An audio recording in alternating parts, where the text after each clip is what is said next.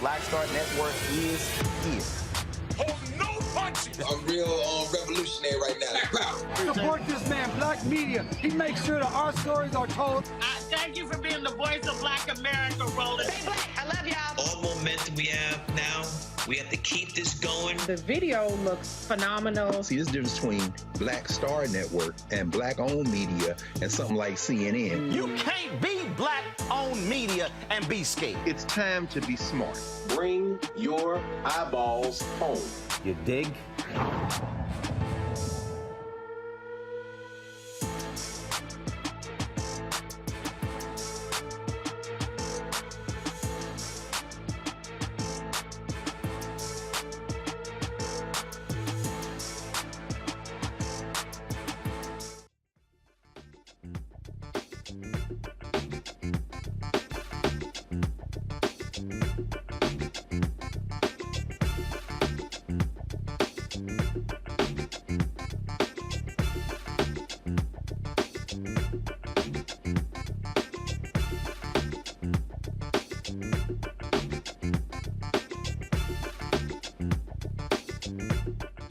Thursday, October 27, 2022. Roland Martin Unfiltered, coming live from the Pratt Library here in Baltimore. I'll be chatting with Jemele Hill about her new memoir, Uphill, coming up on today's Black Star Network. We'll talk about the empower of young voters. Young voters could very well determine this election. The question is, will they turn out? That's the issue we'll be discussing also on today's show. A Florida sergeant says black folks are a big problem in America. Wait till we tell you what the other two issues he says is a big problem in this country. Also, Nevada Supreme Court stops the hand counting of ballots ballots in a particular county. We'll explain that to you as well. In addition, Florida Governor Ron DeSantis has been ordered to turn over all information regarding those migrant flights to Martha's Vineyard. And again, early voting continues all across this country, and we're showing how there's record turnout. New polls also out showing Tim Ryan leading in Ohio, Sherry Beasley also in a tight race with a slight edge in North Carolina. We'll cover all of that. It's time to bring the funk on Roland Martin Unfiltered on the Black Star Network. From Baltimore, let's go. He's got it. Whatever the biz, he's on it. Whatever it is, he's got the scoop, the fact, the find. And when it breaks, he's right on time and it's rolling. Best believe he's knowing. Putting it down from sports to news to politics. With entertainment just for kicks, he's rolling. It's on go, roll, roll, y'all. It's Roland Martin, yeah. Rolling with Roland now. He's funky, he's fresh, he's real, the best, you know he's Roland Martin now.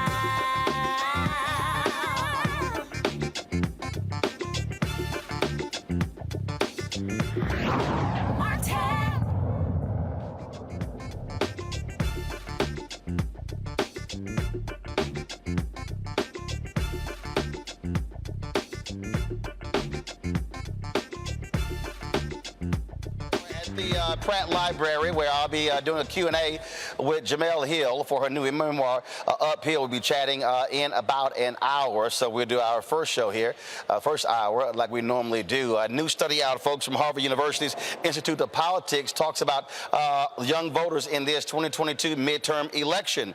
The Fall 22 Harvard Youth Poll surveyed 2,123 youth voters between the ages of 18 and 29. The poll found that 40% of young voters plan to vote in November's midterm elections. It shows young Americans are most worried about inflation, and among Democrats, abortion and the fight for democracy top the main topics of concern.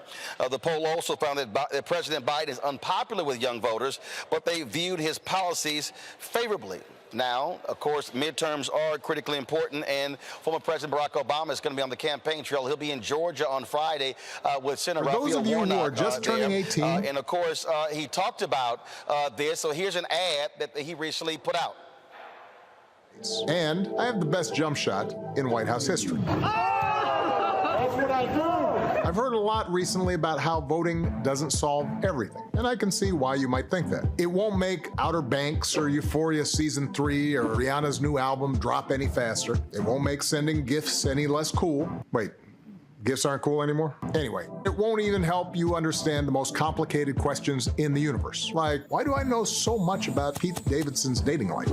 But here's what voting does do. It allows you to make your voice heard on the big issues, and it reinforces the incredible work you've done between elections, holding your leaders accountable. 2 years ago, more young people voted than in any other election since the 1970s. And because you did, the direction of the country changed. Look what's happened since. Hundreds of millions of Americans received life-saving vaccines. We made the biggest investment in history to fight climate change. We've forgiven billions of dollars in student loan debt. And we finally released that huge report about aliens. Oh, sorry, I mean unidentified aerial phenomena. I think these are some pretty good reasons to vote, but I don't need to tell you that there's a lot more that needs to be done. Here are 5 issues that depend on your vote. Number 1, a woman's right to choose. In 5 states, abortion protections are literally on the ballot. Number 2, gun safety. We have a chance to put in place common sense gun safety laws, but we need your help to do it. Number 3, schools. Local and state officials help determine the history our students learn and the books they're allowed to read. So do your research. We know you have the skills. Who knew there were so many secrets on the new Taylor Swift album? I think I'm onto something. Number 4, immigration. A lot of politicians don't actually know how to build a better immigration system, so instead they use refugees as props and play on fears. Look for candidates who are actually trying to solve the problem. Number 5, climate. We need elected officials who think climate change is real and are willing to fight for our future. And of course, we need to do everything we can to protect our country from the folks who are willing to undermine our democracy in order to win an election and who want to deny you the right to vote. I know a lot of you care about these issues more than this kid loves corn. Cone. So prove it. Make sure you're registered to vote at vote.org/Obama and then go vote. Our future depends on it. The clothing company Patagonia, they also put out an ad directed towards young voters. Here's their ad. You know why they try so hard to stop your vote?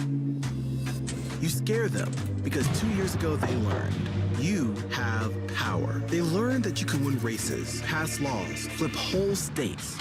They learned that when you turn out in force, you can demand the world you want. And that terrifies them. They're betting you won't do it again, hoping you won't.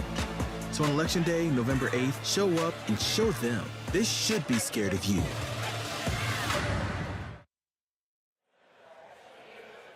Joining us now is Evan Wayne Malbrough. He is an Andrew Goodman Foundation board member and ACLU Georgia fellow. He joins us now from Atlanta.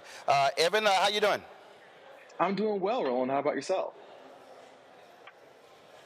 Doing great. Here's one of the issues. Since the 1970s, the group that has voted the lowest in all elections has been that group 18 to 35. And so, and then you look at this Harvard poll, 40% of young voters say, 1829, say they're going to vote. That is still a very low number. The reality is if young voters vote anywhere from 60 to 65%, they can literally flip elections all across the country.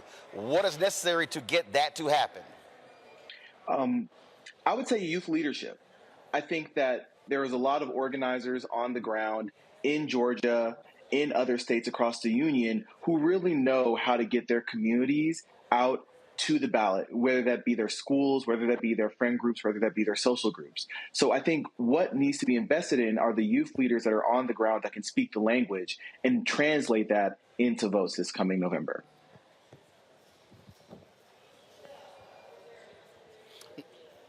Now, Evan, you said young leadership, but is it also a question of who is actually in control of the resources? Because that's also something that's important. At the end of the day, if you don't control the money, then you can actually put those boots on the ground. And absolutely. And that is 100%. And that's why we need those partnerships, right? We need partnerships with the more established entities in our political systems and in understanding that in efforts that target young people and the youth vote, we will give them a voice. That doesn't only help in the upcoming elections, but that also helps in future elections, as part of building coalitions is building initiatives and building leaders that are going to transcend just one election season. Well, how do you get somebody to understand that the issues matter? I remember during the George Floyd protests, there were a number of people who said, you know what, voting doesn't make any sense to me. It serves no impact whatsoever, but I'm going out and protest. Frankly, protesting and not voting really is like an absolute waste of time, like you're going for a walk in the park. And so how do you get those voters 18 and 35 to understand that those two things go together? Absolutely. So the strategy I like to employ is I lead with issues that people care about. I lead with issues that people care about. So I don't just go and say, hey, you need to vote. You need to research your candidates. You need to trust the candidates. I like to talk to young people about issues that affect them: minimum wage, housing, climate change. And I push them to really dig into those issues, as well as invest their time and their resources into those issues 365 days of the year. And then I use that as a means to say, hey, part of that in the ground level of fixing those issues is voting. And on Election Day, you do need to go vote. But afterwards, what are you going to do to hold your elected officials accountable, to organize power in your communities, and educate yourself on the newest developments in your community? So that's the kind of things I like to employ. I really want to put young people at the front of these issues so that voting just seems like a smaller part of a broader initiative to make their communities better. Well, last point, one of the things that I'm always talking about, explaining to young voters, I hear people complain about boomers. They say we're tired of boomers and Gen X making decisions for us. And I'm like, well, the reality is the people who vote the most are 65 plus. The second group are 55 plus. I'm like, if you show the hell up, then you're probably going to have a say in who gets elected or not. That's absolutely fair. But something I would add, part of what's affecting the youth vote is the large amounts of voter suppression laws that are affecting not only my home state of Georgia, but states across the country. So a big part of getting the youth vote out as well is to educate young people who may be first-time voters or who don't have a lot of experience within the polls about the changes of landscapes. For example, if you voted in 2020 and you're currently voting in 2022, you're in an entirely different landscape in the state of Georgia and in many other states. So part of that is not just educating them about the importance of voting, but also educating them about the actual act of voting in itself, because young people's ballots are primed to be discarded. Young people's voter registrations are primed to be discarded because of a change in landscape that even older voters and older activists are trying to adjust to. All right, Evan Malbrough, we surely appreciate it. Thanks a lot. Thanks for having me.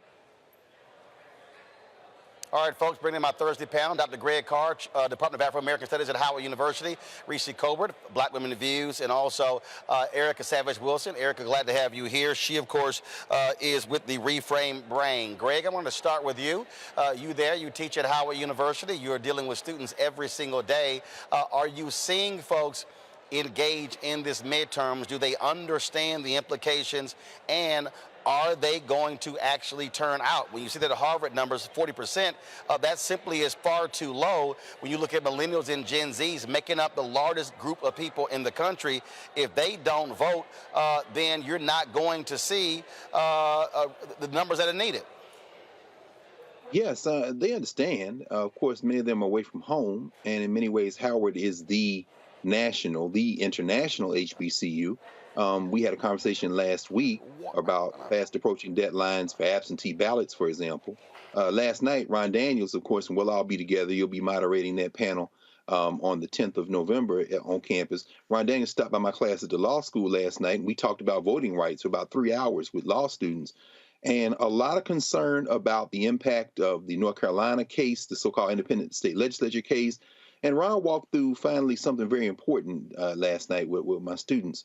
He talked about the fact that since the civil rights / Black Power movement, we have kind of lost our way in terms of the fundamental importance of boots on the ground organizing, and that we shouldn't just be tethering our fortunes to election cycles. And so that led to a very interesting conversation around how young people are processing organizing.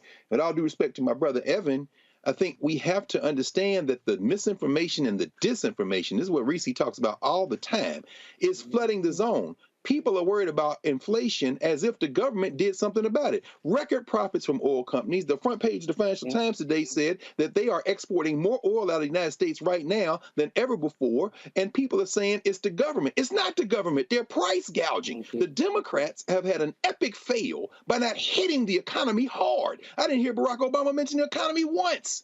Come on, brother. We have to do better. Organizing and getting the right message and slamming these people. And that's what young people are talking about. That's what will move young people, I think. Reese, I want to go to you. Again, it's about, the critical thing is, it is about the messaging. And to Greg's point, if you're not doing that early, then it's a waste. I mean, I'll be honest with you. All of a sudden, my phone is ringing right now. Folks want me to come to Texas, want me to come to Michigan, want me to come to North Carolina. And I'm sitting there going, where in the hell y'all been?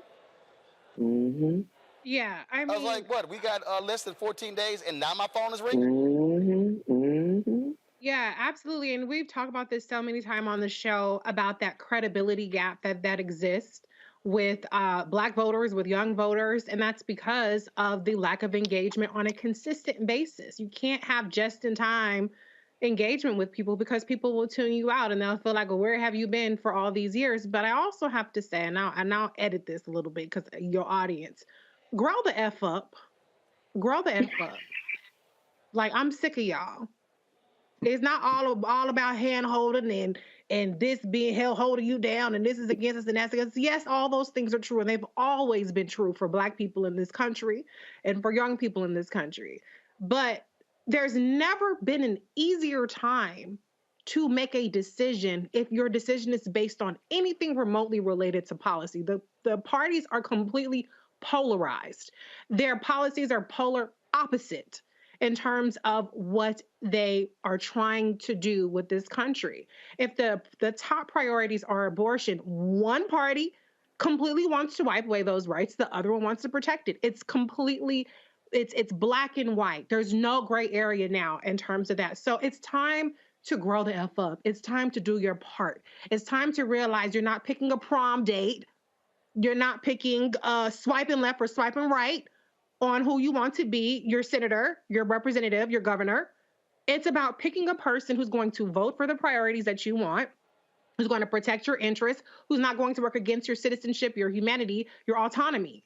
So I hope that people wake up to the fact that 2 weeks from now, there's going to be a dire election that doesn't feel like people feel like it's that dire. Maybe because of inflation, maybe because of a number of things. Maybe people are feeling that more than what's at stake here.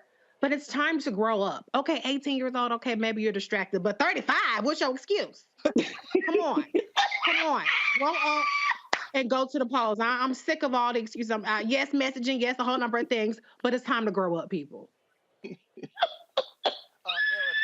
But again, Erica, numbers do not lie. If you look at, again, as you go down, the reality is numbers get smaller and smaller. I read the other day in North Carolina, the first day of early voting. We can't hear you, Roland. 55% of all ballots cast. Okay, now they got me. They can't hear me. Can y'all hear me now? Yeah, we can hear you now. Okay, I got it. All right, so in North Carolina, first day of early voting, about 50,000 votes were cast. 65 or older, about 55% of the ballots cast. As you go down, 18 to 40 only represented about 12% all the ballots cast. And I keep saying that is a problem. And so I don't quite understand, Erica, in terms of, look, you have to get those folks out, which also means you must have a targeted message, a tailored message to do so. And I think what ends up happening is, to Greg's point, if you're waiting on a party to do it, that's not going to do it. You're going to have third-party groups whose job is to actually reach those folks, going after those voters, and not depending upon a party, because frankly, just real clear, those are white Democratic strategists who only want to go after college-educated folk who are middle income. They're not trying to really cultivate young voters and black voters. True. Yeah, Roland, and along with what everyone else has said on the panel, a couple of things. One thing that I will say is I think that, the day of the chicken dinners and folks coming to people's church and telling them essentially who to vote for are gone. We do have within our community trusted voices. We have organizers. We have people who folks go and talk to when they don't understand their local politics. I think one of the issues has been actually putting the money in that pocket of those folks that actually do that work year round. So those voices are there. The other part of this, in not only paying those voices, but empowering them so they're able to bring more people along. And we've seen these efforts, talking about my home state, Georgia, but Black Voters Matter, that band has traveled across the states, really empowering and really engaging and really putting young people, folks who are a part of college communities, not a part of college communities, but young people who have voices and they do have power within their communities. So we've seen that being done with different groups. The other part I will say is along the point with what Reese is saying with, nobody needs to continue to hold folks' hand around the voting piece is, all of us have traveled internationally. And every time I travel out of country, I'm always super fascinated about how engaged those folks are, not only with their politics, both local and however that country however that country, whatever that looks like for that country. But I'm also fascinated that they know so much more about American politics than many Americans do, which goes back to Americans, the low percentage of Americans that have passports. I'm bringing that forward to say, in some states, there are elections that happen a couple of times a year, some more frequently, some less frequently. But this is a way in which how we continue to make sure that we are fighting for our democracy and that we are seeing things that we want to see in our community. Sometimes we don't get the grand, big changes, but that happens when a collective body is moving towards something. And so that, again, is a lot of times what you see in some countries where they know the politics of the country and ours as well, and then those that don't. So I'll say this to say there's something about us not being as engaged in politics. I think that's kind of giving this apathy that we continue to hear about. every midterm, every general election. I'm with Reese with it's got to go ahead and get beyond that, because honestly, I'm really concerned about what we're going to see in a couple of weeks, because this election cycle sets the tone for what we're going to see in 2023, how vicious that's going to look leading up to when we're actually going to hopefully vote and not install a president. Mm-hmm. Well, look, I'll make it clear to folks that you can be concerned about an election, but you can't be just complaining after the fact. And again, if you never showed up and then you want to complain after November, my deal is shut the hell up. Simple as that. Got to go to a break. We come back, we'll talk about what's happening in Nevada with the counting of mail-in ballots in a particular county there. We'll also show you a racist sergeant in Jacksonville, Florida. Absolutely crazy comments he made regarding African Americans. And Governor Ron DeSantis, he is ordered to turn over all documents related to those migrant flights to Martha's Vineyard. He's been breaking the law by not doing so. Shocker. You're watching Roland Martin Unfiltered on the Black Star Network. Be sure to download the app on Apple phone, Android phone, Apple TV, Android TV, Roku, Amazon Fire TV, Xbox One, Samsung Smart TV. Also, you can support us by joining our Bring the Funk fan club. Check in money orders. Go to P.O. Box 57196, Washington, D.C., 20037-0196. Cash App is $RM Unfiltered. PayPal is R Martin Unfiltered. Venmo is RM Unfiltered. Zelle is Roland@RolandSMartin.com, Roland@RolandMartinUnfiltered.com. And get a copy of my new book, White Fear, How the Browning of America is Making White Folks Lose Their Minds. Available at Ben Bella Books, of course, Amazon, Barnes & Noble, IndieBound, Chapters, Books A Million, Target. You can also order through your favorite black bookstore or download it from Audible. We'll be right back from Baltimore. When we invest in ourselves, our glow, our vision, our vibe, we all shine. Together, we are black beyond measure. This is our time, our moment to move forward, beyond the gun violence, the hospital closures, the unaffordable housing. Brian Kemp's Georgia for the wealthiest few. Stacey Abrams is looking out for every Georgian. She'll invest our $6 billion surplus in the fundamentals, education, healthcare, housing, and a good living, putting more money in your pocket to build one Georgia where everyone has the freedom to thrive. When we invest in ourselves, we all shine. Together, we are black beyond measure. You know what's on the ballot. It's not just legislation and policies we believe in.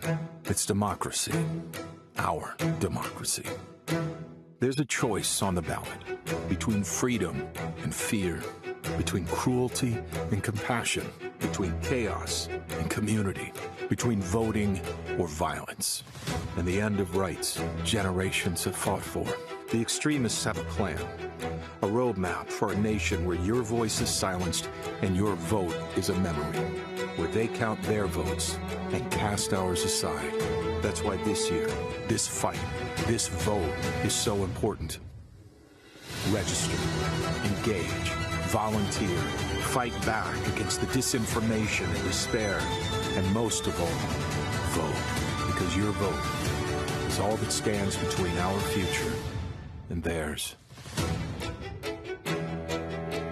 Libraries empower the community with education. Liberia Economic Development Initiative, LEDI, is hosting the International Life Changers Awards and Liberia's bicentennial to celebrate LEDI building the country's first modern public library and technology center. Join event host Roland Martin. Our honorees, Reverend Dr. Jamal Bryant, Zernona Clayton, Thomas Dorch Jr., Dana Lupton, Dr. Tammy Graysteele, on October 29th at the CNN Center, Atlanta. There are no public libraries in Liberia, but together we can change that. Get tickets at ledinow.org. Hi, everybody. This is Jonathan Nelson. Hi, this is Cheryl Lee Ralph, and you are watching Roland Martin, Unfiltered. I mean, could it be any other way? Really? It's Roland Martin.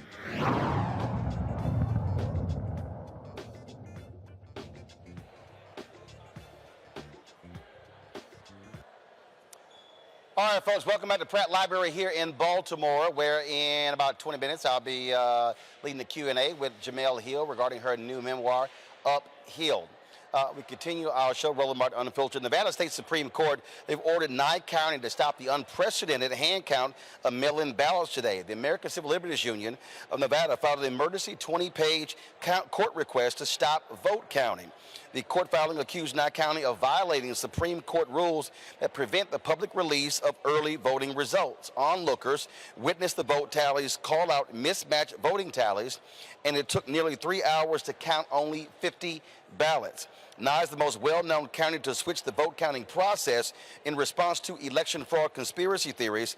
The change could significantly impact the election outcome, as Nevada is one of the key U.S. Senate races. This right here, Reese, is the concern we've been talking about, where you've had these election deniers who have been taking over county positions and they're running for state office. These folks want to impact the election. How in the hell does it take 3 hours to count 50 ballots? This is the kind of freak show that we've been talking about that we should be trying to avoid come November. And if these people are elected, if these MAGA folks are elected to various offices, it's going to get worse in 2024. Absolutely. I mean, this is basically chaos. You had several groups tally 50 votes in 3 hours, and they had different answers. This is why voting machines work, and hand tallies are really supposed to be used in rare circumstances because people are fallible. And so I just think it's a shame that they have really given in to the election deniers and conspiracy theorists. And be clear, this is a very heavily Republican district, and so they're really inflicting more pain on themselves than anything. But I think the extra unprecedented part about this is essentially releasing who has a certain amount of votes before election day. So basically, you're telling people how many votes to go for a particular candidate. And so this is just ridiculous. But when you have hundreds of election deniers running throughout the country, whether they're running for Secretary of State, running for governor, running for Congress, this is just the beginning. And the fact that the Supreme Court is chomping at the bit to take away federal protections and federal standards for elections, this is what's at stake in 2022. Perhaps, hopefully not, if people vote the right way and take this seriously, but perhaps one of our last free-ish, fair-ish elections we might see in this country before it all comes crumbling down, I think, as Dr. Carr would talk about. Erica, again, I don't think people understand how these crazy individuals are trying to impact these elections. I mean, we're talking about people who are running all across this country. And look, Steve Bannon and others, they've made it clear their goal is to take over the election process. He is on record as saying every vote should not be counted. They want to be able to throw out thousands of ballots. They want to ensure that Donald Trump and his MAGA idiots win. Absolutely, Roland, which is why the last thing I said is, are we going to be experiencing the next president that's going to be elected or installed? Remember, Steve Bannon said right there in the state of Maryland at the CPAC convention in February of 2017 that the goal of that regime was to deconstruct the administrative state. And to Reese's point, it's all about sowing chaos. And so we know how Steve Bannon has tethered himself to folks in our communities to ensure that those disruptors, those chaos agents, are spreading messages of disinformation and misinformation. So, you know, Republicans do wild things, but they know that they're actually going to run and hold the news cycle.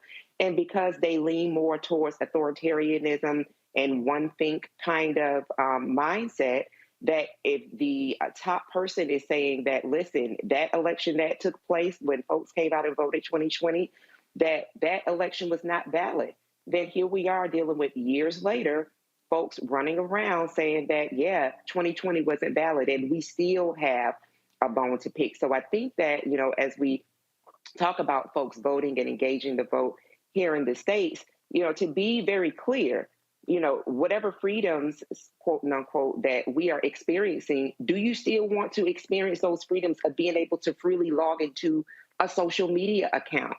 There's no, we have some idea of what Republicans plan to unleash because of conversations leaked and things that we're reading throughout articles and things of that nature. But the extent of what they are willing to do, there's still yet some to be unfolded. But history has taught us who they are and what exactly they want, and they want everyone else's freedom. So I think that this is really should be another reason for people to really ensure that they are engaged in this and every vote that they have within their state.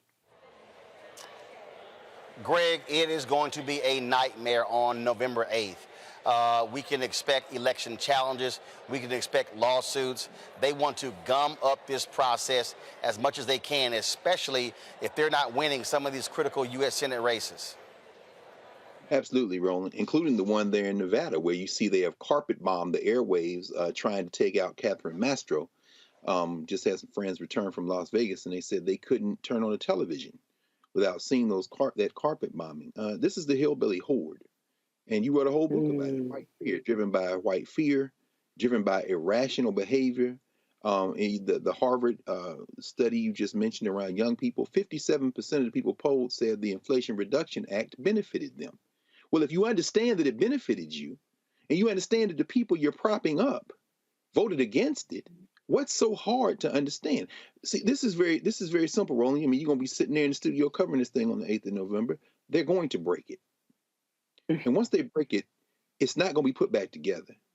Can we be very clear about this? The Supreme Court in Brazil, the Brazilian election is this Sunday, the runoff between a white nationalist backed by Steve Bannon and everybody else, and Lula da Silva, who is trying to expand the safety net. The Supreme Court of Brazil just made mostly Bolsonaro's people stop running disinformation campaigns. It's against the law in Brazil to run disinformation. In this country, it is the coin of the realm. These hillbillies actually believe that the election was stolen.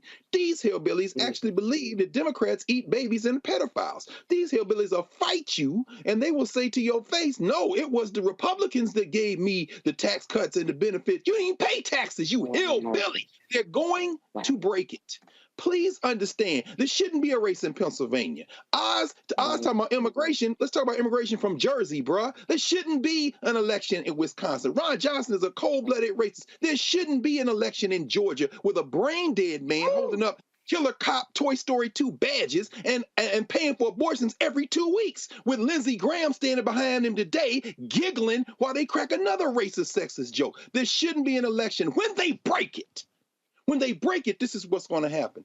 Out of the ashes of this broken system, this minority rule electoral college, this Supreme Court that's been completely hijacked, that's getting ready to do everything from allow state legislatures to pick who's going to be the president of the United States, to throw out your ballot if you even show up to try to vote. When they break it, out of the ashes, the human beings in this place called United States of America are going to build something different. It doesn't mean the end of the people who live here, but it does mean the end of this rotten system. These hillbillies are going to break it.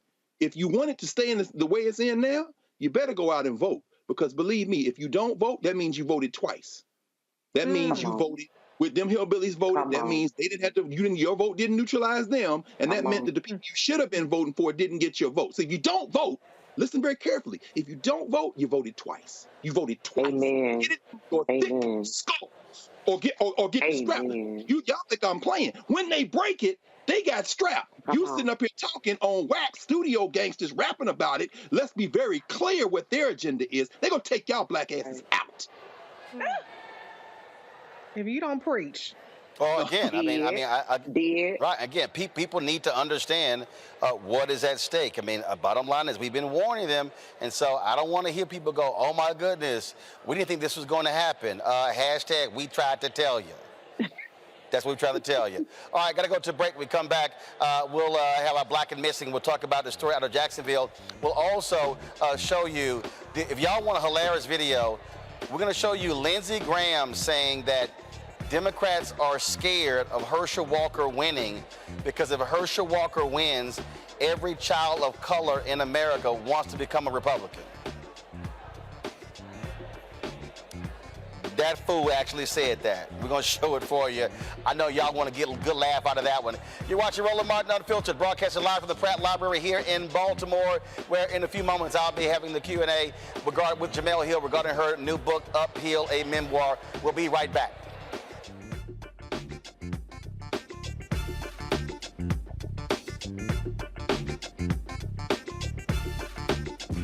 When we invest in ourselves, we're investing in what's next for all of us.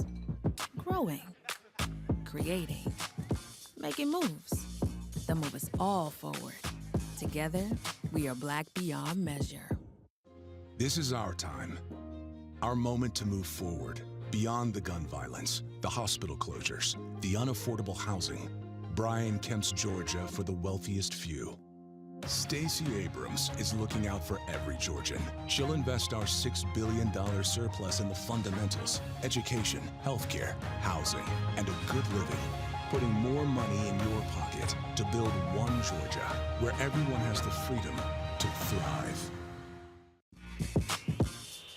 When we invest in ourselves, our glow, our vision, our vibe, we all shine. Together, we are Black beyond measure.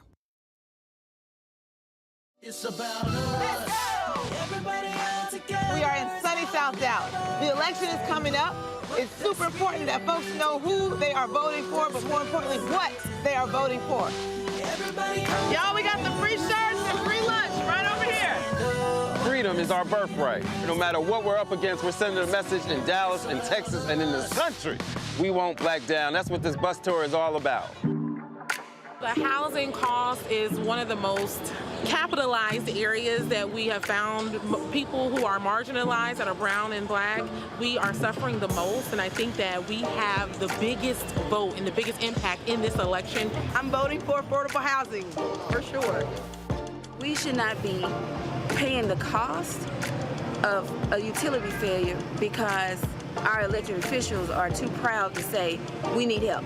I know that we can bring out our people to vote. It's a part of our birthright. Right. It's a part of our heritage, and surely it's a part of our present and part of our future. That's right. That's what's up. And we won't black down. Forward that message to 5 friends, because in that message, it's got links to how to get registered, how to check your registration status. Like I said, 2:30 we'll start rendezvousing right here on this street. I am voting to let our voice be heard in the rural communities that, hey, we are people too. There are things that we need. Free shirts, free food, and lots of power. We are in Longview, Texas, where Black voters matter, 365. Whatever type of oppression a white supremacist throws our way, we will not black down. We are in relentless pursuit of liberation of our people. Freedom is liberation for black bodies and black communities to make economic change through political power. Freedom is choice.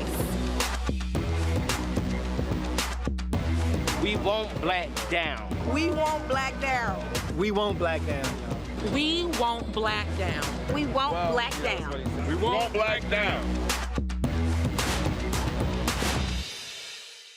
On the next Get Wealthy with me, Deborah Owens, America's Wealth Coach, Black women are starting businesses at the fastest rate than any other segment. However, finding the funding to build them is challenging.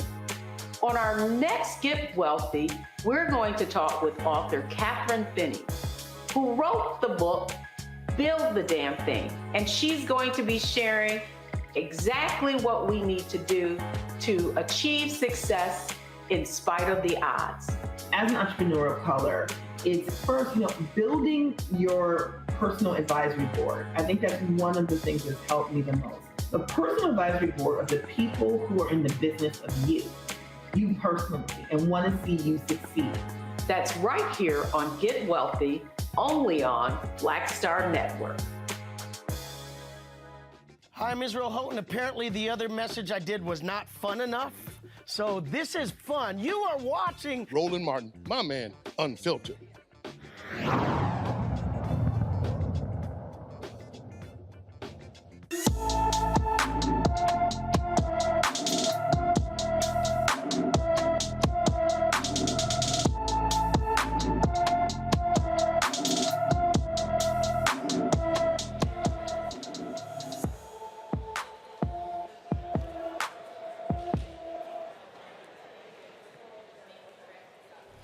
All right, folks, our Black and Missing of the day, Mariah Valentine, has been missing from her Florissant, Missouri home since October 11th. The 14-year-old is 5 feet 3 inches tall, weighs 110 pounds, with black hair and brown eyes.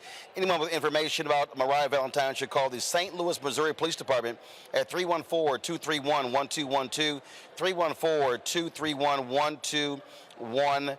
Florida Governor Ron DeSantis is facing new legal woes over his handling of flying migrants to Martha's Vineyard. On Tuesday, a Florida state judge ordered DeSantis to release all records related to the flights of undocumented migrants on chartered flights from Texas to Florida to Martha's Vineyard. The Florida Center for Government Accountability filed multiple records requests in September following the flights, but DeSantis' attorneys pushed back because they've already released some of the documents, but say they weren't given reasonable time to produce the remainder of the documents requested because of the Hurricane Ian. Well, the judge said not good enough, release those documents. Let's stay in Florida, where black pastors in Jacksonville called out a white sheriff for racially insensitive social media posts allegedly made by one of his sergeants. A group of pastors want disciplinary action against Jacksonville Gang Task Force Sergeant Douglas Howell for racist discriminatory social media posts. In 2013, a Twitter account tied to Howell posted America's three biggest problems: marijuana abuse, and black people. The Jacksonville Sheriff's Office launched an internal investigation on Monday. The department is looking into accusations that Howell was tweeting racially insensitive comments. His social media account has made derogatory posts about Mexican people, LGBTQ community, and anti-racism groups. Democratic Jacksonville Sheriff candidate Lakeisha Burton responded to this news. She said that she was appalled by this, and she, again, if confirmed by Howell's tweets, he faces suspension or even termination. And so you see the statement there from her. And so this is crazy, Erica, but this is what we also know. We know that there are racists that are on police departments all across the country. Yeah, absolutely. And that's why, wanting to have databases for employees essentially that commit acts like this was definitely something that's necessary. You talked about this particular law enforcement person is connected with the gang unit. So you think about how much he's abused his power, perhaps within that unit, the level of aggression that he's using. What we see out in public is just a reflection of who he is privately, personally, and within that blue wall. So I think that, shows like Roland Martin Unfiltered that definitely hold a standard to calling these types of actions out, making sure that these folks who are supposed to be working for the people who are paid by taxpayers, that there's a face and a name with that.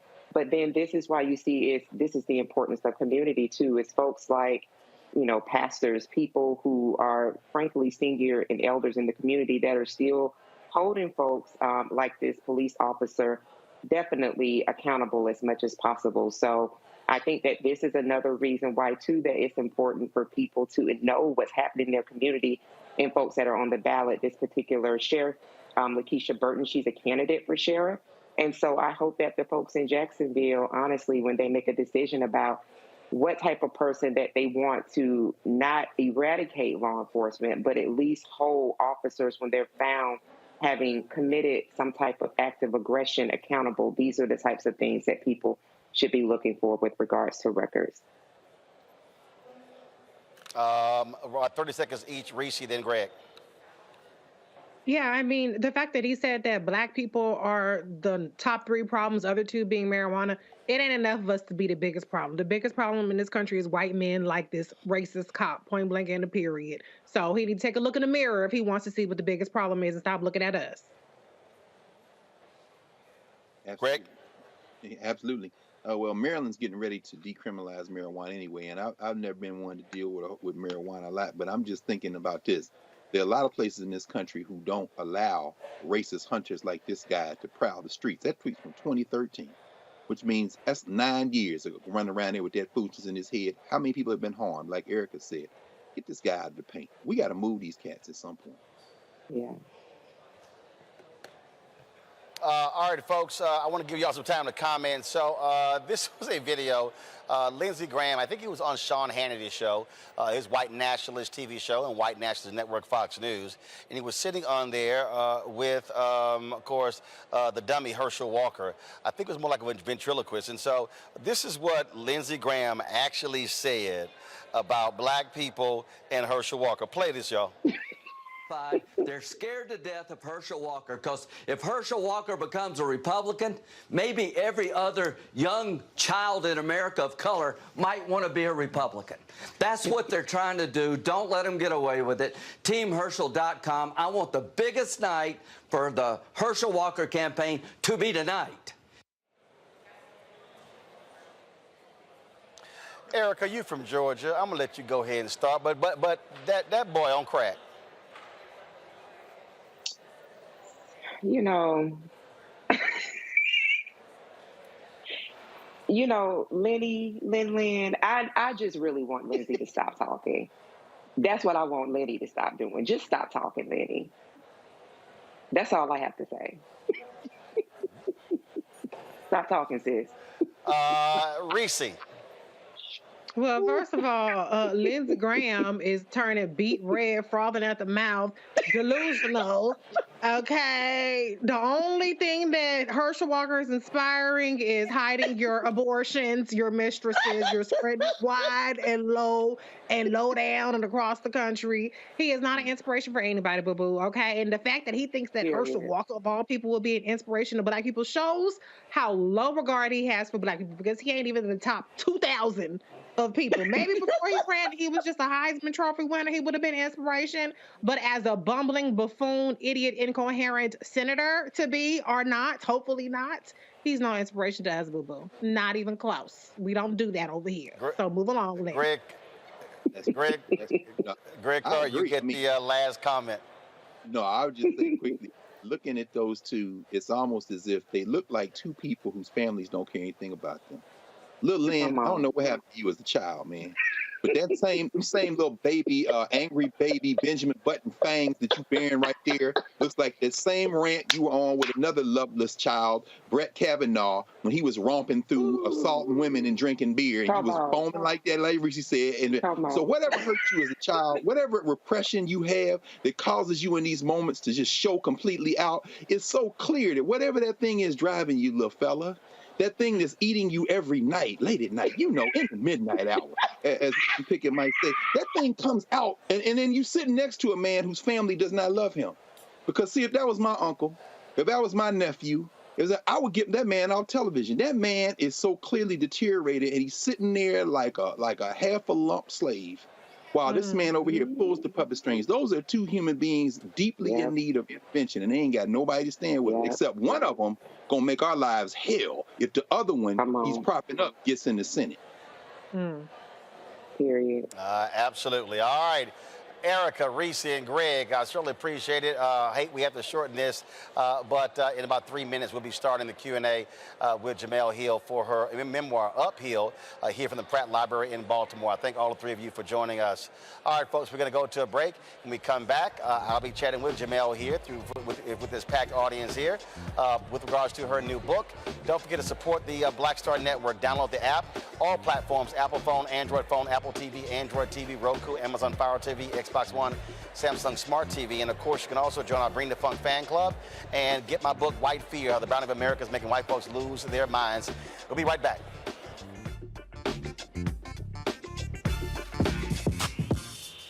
When we invest in ourselves, our glow, our vision, our vibe, we all shine. Together, we are black beyond measure. This is our time, our moment to move forward, beyond the gun violence, the hospital closures, the unaffordable housing. Brian Kemp's Georgia for the wealthiest few. Stacey Abrams is looking out for every Georgian. She'll invest our $6 billion surplus in the fundamentals, education, healthcare, housing, and a good living, putting more money in your pocket to build one Georgia where everyone has the freedom to thrive. When we invest in ourselves, we're investing in what's next for all of us. Growing, creating, making moves that move us all forward. Together, we are Black beyond measure. I am on screen, and I am representing what a Black man is to the entire world that's gonna see this. And this might be the only Black man, a representation of a Black man that they see. Right. So I am responsible. Right. For how they see Black men. And it's my responsibility to, if I am not playing an upstanding, honorable, someone with a strong principle and moral core, to make sure that this character is so specific, right, that it is him, not Black men. And I wish that more actors would realize how important their position is as an actor of color, playing people of color on screen. Because there are people that see us all over the world in these different images that we portray. And not everyone knows Black people to know. Yes. That's not all.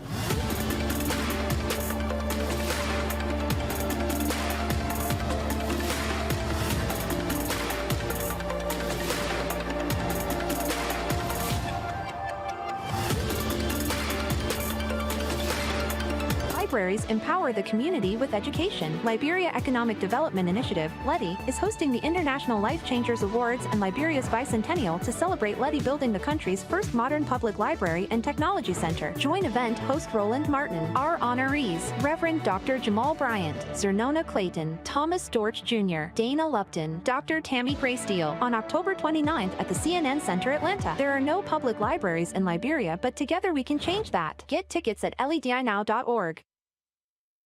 On a next, A Balanced Life with me, Dr. Jackie.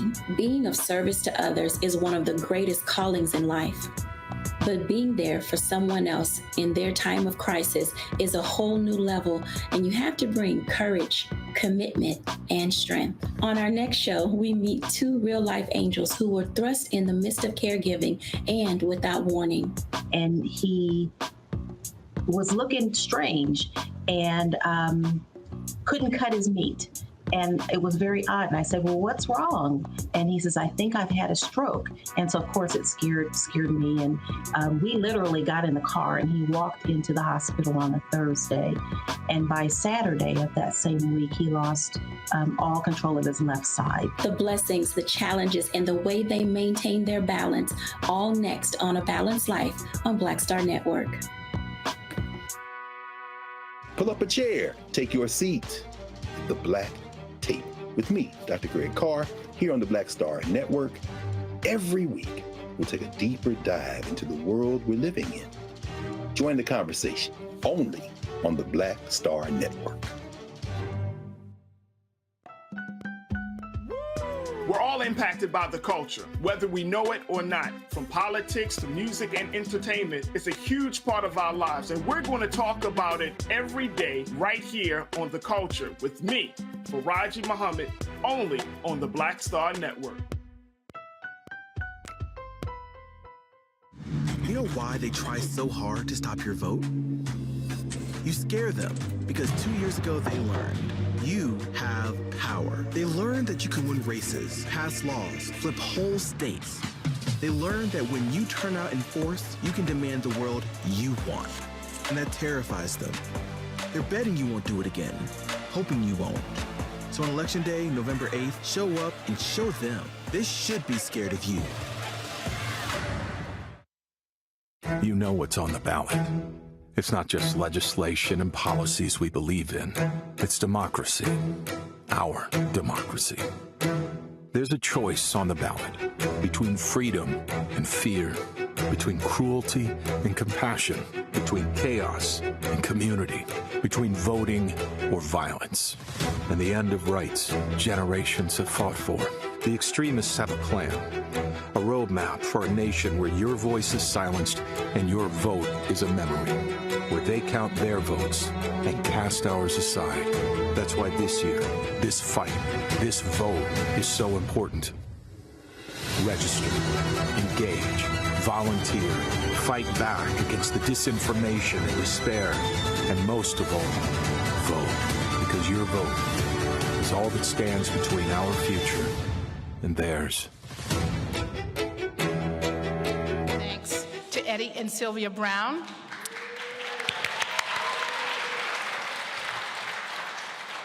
The Eddie, what up, Eddie? The Eddie C. and C. Sylvia Brown Family Foundation have generously donated to establish the Brown Lecture Series here at the Enoch Pratt Free Library. And this lecture series has been in place for several years, so we are really grateful to Eddie and Sylvia for their generosity.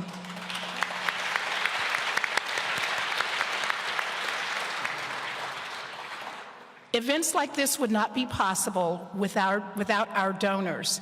So I want to say an extra note of thanks to all the donors, especially those who are here tonight, because by having donors like yourselves, it's possible to offer these events free of charge to the public, because we want everybody to be able to benefit from all of the programs and special events of the Pratt Library.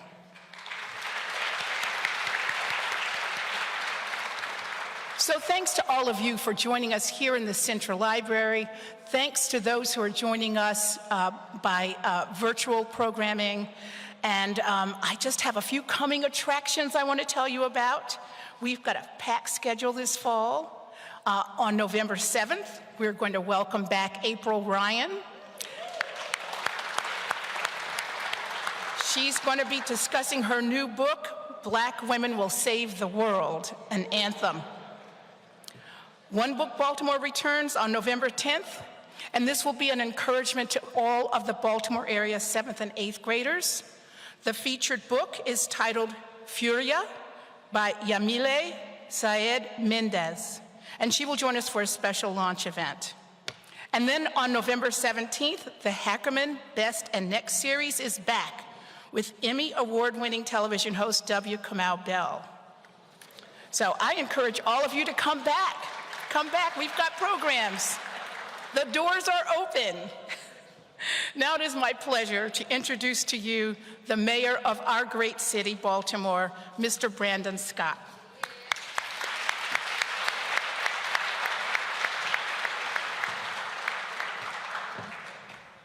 Good evening, everybody. Okay, we gotta let Jemele know where we at. We're in Baltimore. Good evening, everybody. That's more like it. Thank you, Dr. Brown, and it is my honor to join us all here in welcoming the incomparable Jemele Hill to the greatest city in America, the city of Baltimore, man. My personal, let's give her a big round of applause.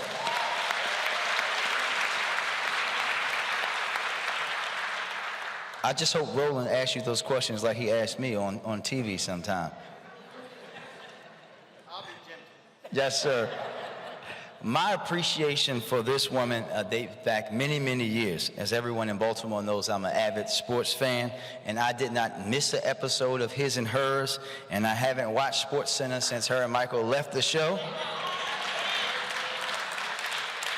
But that combination of sports and hip-hop and pop culture really spoke to my spirit. That's my spirit language. And I know that I'm not alone in saying that. And I think that's why so many people relate and respect you, man.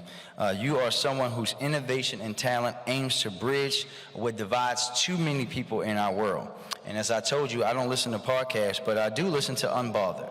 As a fellow little brother and foreign exchange fan, of course, Fonte and Ninth Wonders episodes are my favorite, but most importantly, I think the courage and your willingness to step away from a table where you were no longer served or appreciated, when it was probably easier to stay and more lucrative to stay, is another reason why so many of us are in awe of your black girl magic.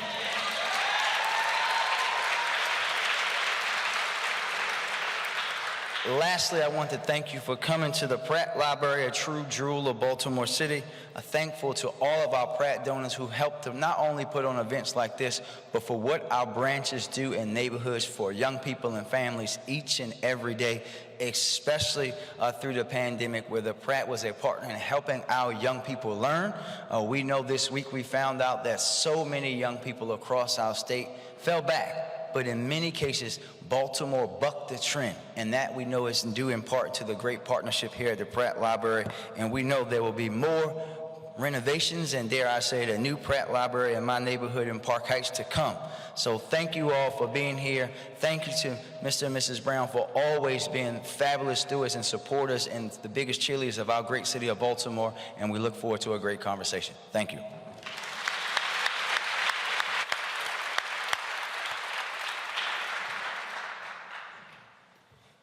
Thank you so much, Mayor Scott.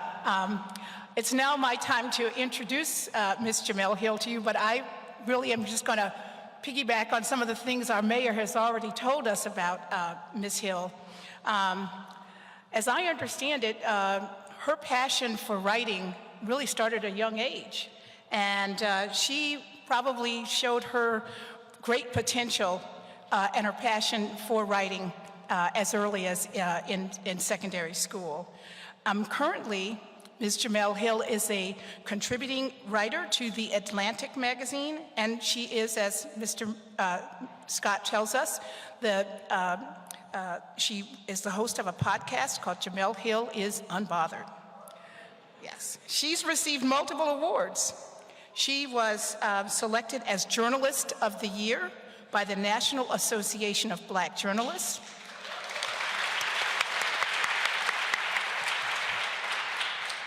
And Worth magazine had recognized her as one of the most powerful 21 women in their magazine in 2019.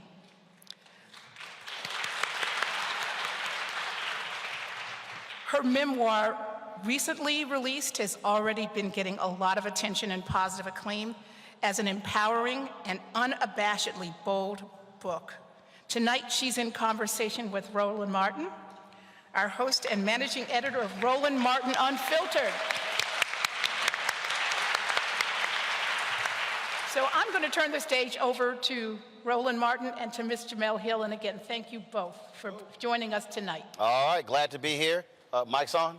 We're on? I'm black. I need some bass. It's way too much treble. Brother needs some bass. All right, glad to. Can y'all hear me in the back? See, now y'all there we go. Now they can hear me. And I still need some more bass. That's way too much treble. That's too much treble for a brother. You got to hear us coming. All right, glad to be here. Glad that Jemele Hill wore a dress. Y'all, give it up. I just knew it was going to be tennis shoes, jeans, and a T-shirt. How many T-shirts you own? First of all, this is why you don't ask your friends to do events like this, because then why you want to start roasting like I'm not going to I didn't start roasting. I just asked. Because I knew you was going to come in here like the Princess Belinda and like, Don't you have a line of T-shirts? I do. I have a line of T-shirts. Eddie, I'm trying to help her get paid, and she mad I'm talking about T-shirts. And you know about money. It's true. JemelleStore.com. I have T-shirts, support black journalists. Like, obviously, the mission of Roland and I, so yes. But no, I knew I had to, dress up a little bit. I'm just trying to sell some stuff. I got you, yes. Like, I believe in making money. Roland, if there's one thing about you, is like you got at least 5 hustles going at all times. Oh. that's why you are my boy. That's right. Look, I done pissed off a lot of white people. I need to move to the next job. I ain't got, you know that. I know, like. You experienced that. Listen, one of the reasons why I was very excited that you agreed to this conversation, you're like the busiest man in show business, number one, because you're doing an incredible job with Roland Martin Unfiltered. I'm part of the Bring the Funk crew. I donated, I'm in. Y'all need to donate to this man. And before we get into the conversation that we'll have about this book, do understand that having a black press is essential to a democracy. It's essential to the state of the press. So please, I hear us as black people, we talk about this all the time. Nobody's covering our stories. Nobody is hearing from us. Nobody cares about our perspective. Roland is on this every single day, so please support him. So I want to start there because the thing for me, I've always understood freedom and flexibility. I've also always believed in, or not believing in, white validation. And there were a lot of people who thought you were absolutely out of your mind. They thought you should have just shut up, sucked it up, stayed at ESPN. People told you what's wrong with you. Yeah. How dare you leave that good paying job? But the reality is, no matter how much they were paying you, you were actually pigeonholed, and you learned through the experience what you could and could not do. How frustrating was that to make that money, but to be in a box? Roland, you can relate to this story very well, but I can't relate to what you got paid. No, I mean, touche. Okay, I got you. But you can relate to when you're at a network that is the destination job for everybody else. So just to give you guys a little context, and it's something I definitely write about, is that ESPN was never on my vision board of jobs. My dream job was to actually work at Sports Illustrated because I was a writer by trade. That's what I do. And so Sports Illustrated was that job. It was the New York Times of sports. It was. And so that's where I wanted to work. And so when ESPN came across my path, I was like, oh, it's cool. They're big. They're spending money. They're investing in journalism. That is what led me there, because at the time, we're talking about 2006, and the story in newspapers, it almost feels crazy to say this now, knowing where newspapers are now, but that the end and the decline of newspapers was being strongly predicted in 2006. Ad revenue was shrinking. You can't have these two things happening at once. You have your ad revenue shrinking and your readers getting older, not younger. And so because of that, I said, you know, once I got an opportunity to interview at ESPN for a columnist job on ESPN.com, nothing to do with television, I said, this has got to be the move to make for my future to sustain my writing career. So it wasn't like I went there with some dreams of being along the pathway of Robin Roberts or Stuart Scott. That was not what I was thinking. And eventually, you know, moving up the ranks, fighting for real estate, going through the mechanisms of ESPN, once I got to what should have been the opportunity of a century, that's when you see all the asterisks. No question, I made generational money at ESPN for sure. But once we started having creative differences on our show, which preceded the whole Donald Trump controversy, I knew we were not. Sports Center show, because his and hers. Y'all had a lot more creative license. Look, Roland, you served as my co-host. Rock the Ascot on ESPN. Sure too. did. Had to let him know. He represented all the way, and that's why his and hers was so special. As my former co-host Michael Smith used to say, we selling tapes out the trunk. That was our mentality. Like, we Master P in this thing, like Ice Cream Man. That's what we doing, right? But then you get shifted to one of the flagship, and when flagship for a network, that means moneymaker. It does. I mean, it's the legacy show. It's the baby of the network. And a lot of people wonder, why would y'all move twice as much viewership, 3 times as much money, brand new studio that's worth $100 million, production staff that triples overnight, but then it comes at the expense of the say-so. All of a sudden, like, they didn't really know how foolish we were being on his and hers. It's like they knew, but they didn't know. It was as if they didn't watch it. They didn't, because you know what? They liked all the cool things that we did on his and hers, which were great. I mean, I drank a 40 on TV, a real 40, right? It's like we did a Coming to America skit. We did all kinds of foolish things. Like we literally just broke every television rule, and that's what made the show special.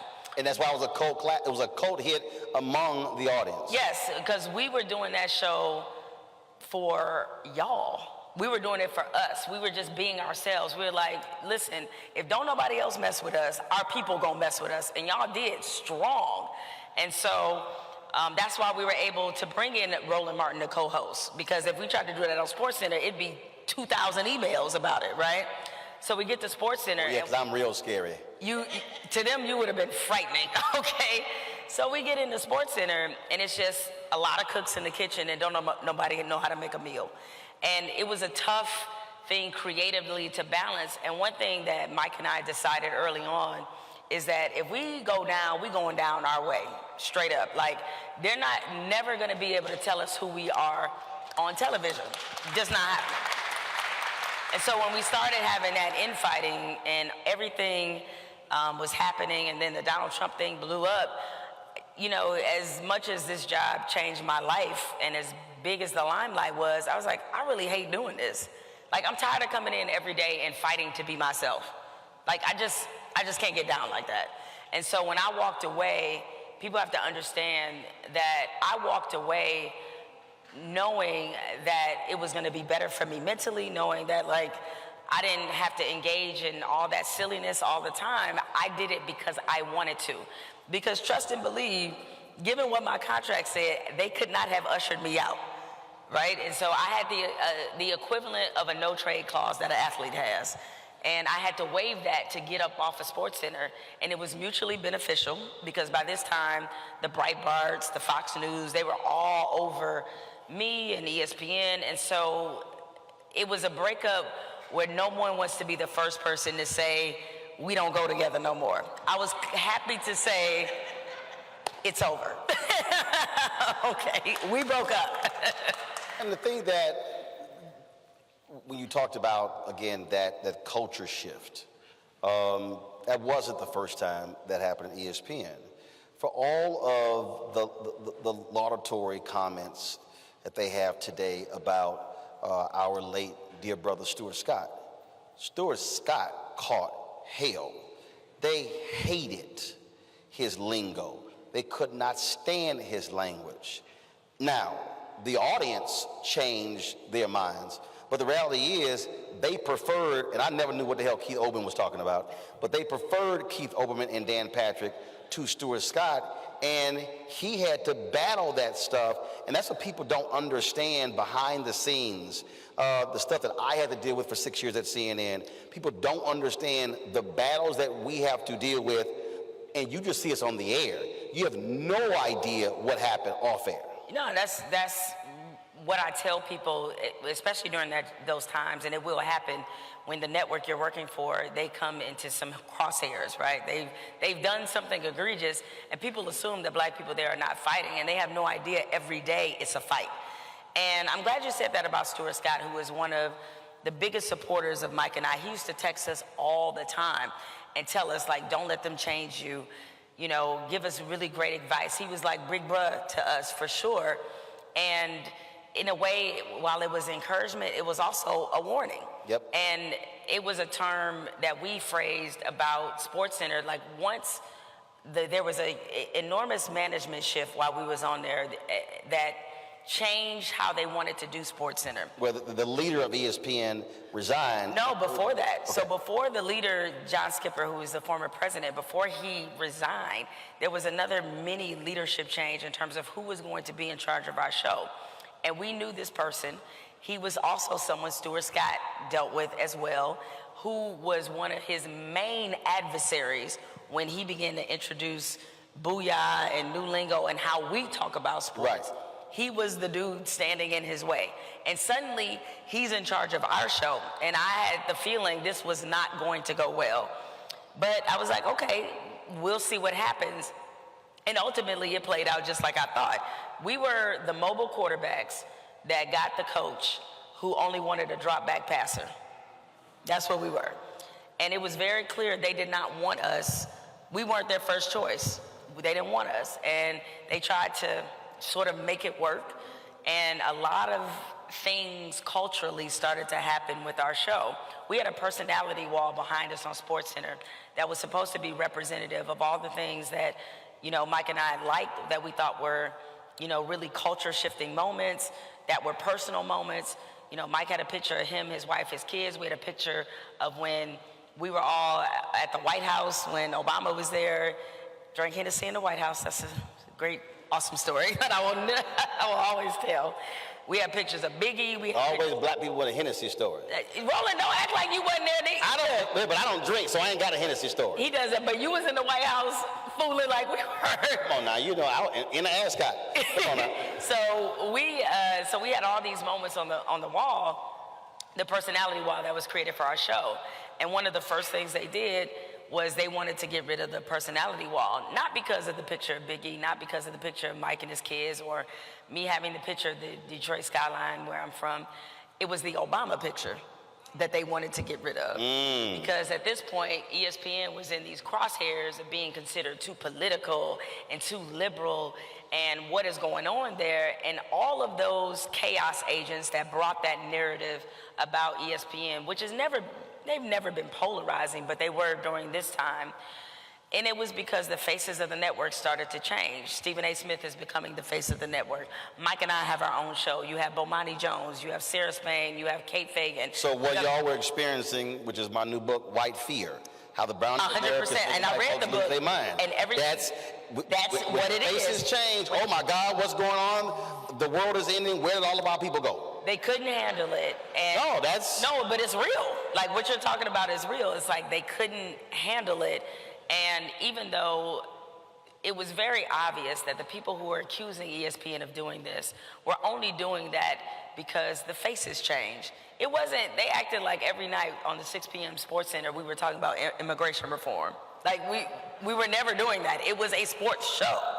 But you have, you know how it is. It's like if they can sell a narrative about our show not being about sports, about black people being too political. One thing I learned, and I knew this beforehand, but I never really experienced this until I was doing the 6 p.m.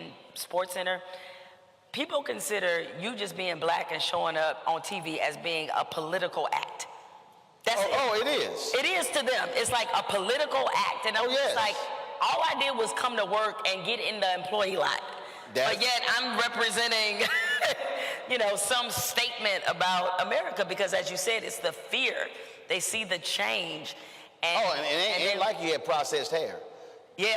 See, that you throw that in too. So no wig. You wasn't sitting here, No, I had, with a flat. No, I mean that all relaxer because it's still an integral part.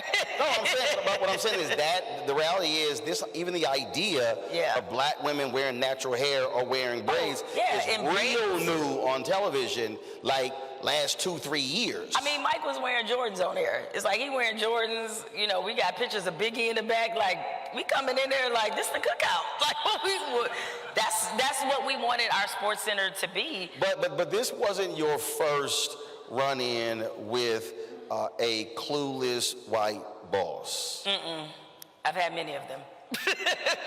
Talk about the baby mama and how using those two words almost got you run out of Orlando. It's true, but I'll give the kicker at the end. So one of the stories I tell in Orlando, I was a columnist for the Orlando Sentinel. It was my first columnist job. I got it when I was 28 years old.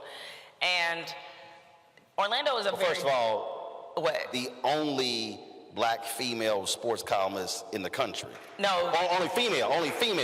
No, the only black female sports columnist at a daily newspaper in North America, not just America. No, but they clapping, but you were not happy. No, because that's embarrassing. Like that's a big indictment of the profession I chose to be a part of. I was 1 out of 405, and that's why one of the chapters is named that. So I get to the Sentinel, I'm 28 years old. I have to figure out how to have a voice, how to structure a column, things, because I hadn't been a columnist before. But anyway, when I was there, I created a series called Riding With. And in Orlando, it was a different kind of sports town than I was accustomed to. When I was in Detroit, they had all the major sports. You got the Pistons, Red Wings, Tigers, Lions, unfortunately. I said that for my husband. Well, I knew she was going to mention Lions last. I just said that for her team is the 49ers, by the way. That's right. But she rocked everything in Detroit but the Lions, because I value my mental health role, and that's why. You got Michigan State. It's a robust college or a robust we know you're Michigan State. I know. Look A&M. You ain't got nothing to say. Oh, I'm not hating, but I'm just saying. I feel like your season this year been like mine. I know. We in the same boat right now. We're in line, so we ain't gonna bring up college football. We're a little raggedy. We won't. It's okay. We'll commune over. We raggedy. We paying more than y'all paying mail. But go ahead. I'm sorry. So being in Orlando. It was a one sport in terms of professionals town. They only had the Orlando Magic, that's it. So when the Magic were done and when college football season was over, because college football was very big there, because you have Florida State, Miami, all of that. And when those seasons are done, you gotta fill news hole. And so I came up with the idea to do a series called Riding With, where very simple concept. Me, a videographer, photographer, we just get in the car with an athlete, I ask him questions, we tape it, I write up the Q&A, we done, and then do one every week in the summertime, fill in that news hole. So the first one I do is with a player named Willis McGahee, who was a star in Miami. I think Willis was a second or third round pick. He suffered a very gruesome knee injury in that Miami-Ohio State game in the national championship. Sure top 10 pick. Oh, he was before then, and then that injury happened, and he slid a little bit, but still had a productive NFL career. Willis is the first person on the slate to interview. I go down there, have a good interview, and me, I'm, despite the fact that people like to perceive me as being very serious all the time, I'm silly. And so I'm in the car with Willis. He's got a brand new BMW. And I know he's got a couple kids by a couple different women. And I asked him jokingly, what's worse, Willis, a baby mama or ex-wife? Right? And now, everybody black watching the video was like, excellent question, Jemele. Yeah, exactly. I felt like I was getting to the truth of something. Willis starts going in on his baby mamas. He's like, oh, they want too much time, money. Like, he just going in. And it's funny. Everybody black watching like, we understand, Willis. They can relate. So he says all this. It runs. It goes viral. What was viral for 2006? It's like all these blogs pick it up. And I'm thinking this is great traffic for the site. But there was... Then you get a call from Karen. And then there was... There was one person who was very unhappy about this, and her name was Charlotte Hall. She was executive editor of the Orlando Sentinel at the time, and she could not believe that we put the word baby mama in print. Does she look like us? No, I'm just bro, I have to ask these questions. That's true. No, she didn't look like us. Because she could be a cousin of Clarence Thomas. But go right ahead, I'm sorry. That's true. But that's a fair point, though. That's a fair point. Oh, I can be real petty. That's a fair point. So she did not look like us. She kind of looked like her husband might have been a founding father, but that's okay. But Charlotte was incensed. She had never heard of the term baby mama. And this is the mid-2000s. Karen? This is the mid-2000s. So it's very much in the lexicon of how we talk, and it's everywhere. And I said, okay. And she was like, I'm gonna put a letter in your file. I think she suspended my editor for like a day, which was crazy, just over For baby mama? For baby mama. She wasn't having it. So damn Karens. One of my bosses on the sports staff told me, he was like, listen, just make this go away. Like, I know she's overreacting, just apologize.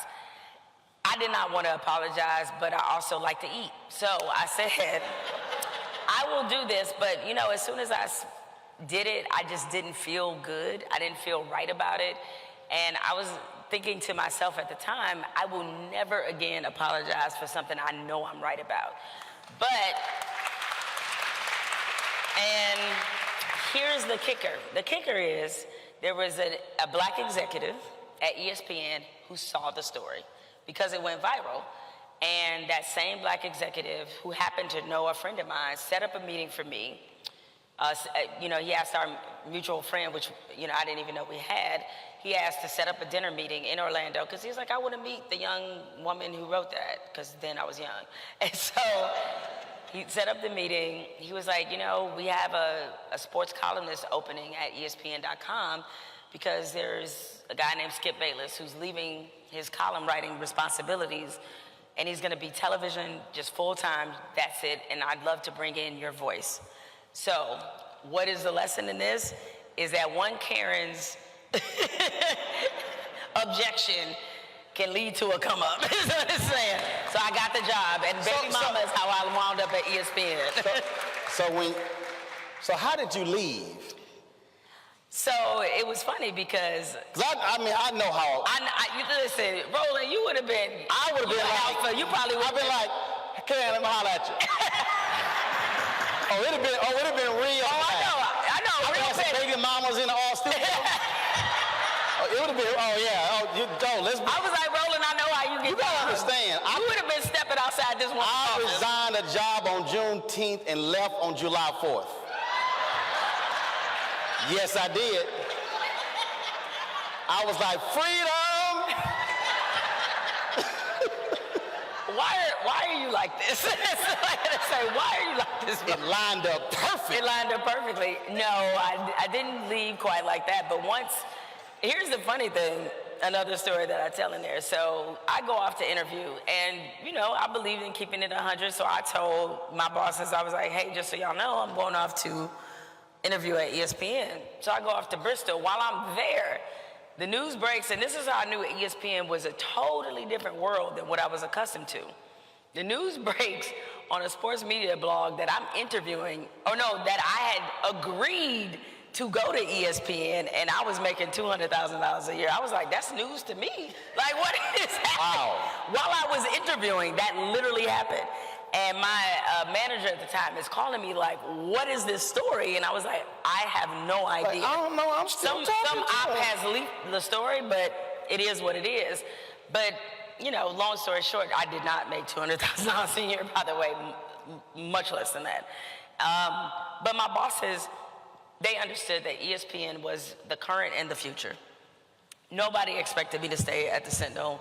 I don't even think I received a counter offer because they already knew that, like, you get a chance to go to some place like that, you have to take that opportunity. Of course. Of course. Karen had to get over it. I'm sure Karen has not sweated a day over this, but she might not. Well, actually, what I love about the book, I love you name names. You ain't use all last names. Like, what's homegirl name? What's Karen's name? Charlotte Hall. I didn't use Charlotte you Hall. put a whole government name in the book. But some other folk, you just use first name. Correct. Like when you told Henry to go F himself. I did. And so y'all gotta understand, okay, typically when you see these interviews, people literally sit there and just recite the whole book. I don't do that because you need to buy the damn book. Okay, so you ain't gonna get no freebie, give all the good stuff away, then you don't buy the book. No, that ain't gonna happen. Y'all gotta read the story when she said that Henry can go F himself. First of all, I hollered laughing when I got to the line. I had to go back and read it 2 more times to make sure. But again, you didn't hold back on naming names. At least my next question. Walter Mosley, I interviewed him. He came to the studio when I was in Chicago, and I don't read fiction. And I was like, Walter, I ain't read your book. He's like, what? I said, I don't read fiction, dog. And he said, well, what I love about fiction, you can actually tell the truth more with fiction than you can with nonfiction. And he said, because you could just say, it's made up, when you're really true.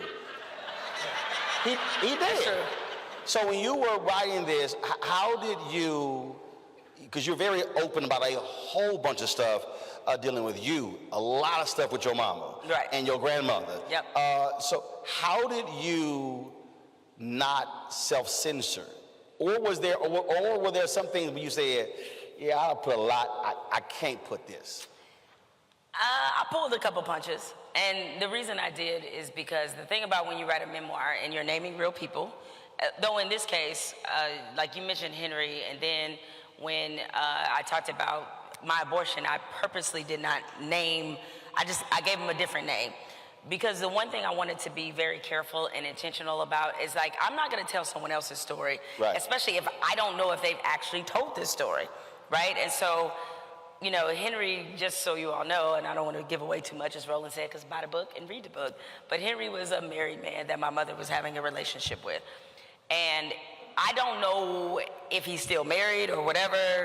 I'm not snitching. I don't know what his situation is.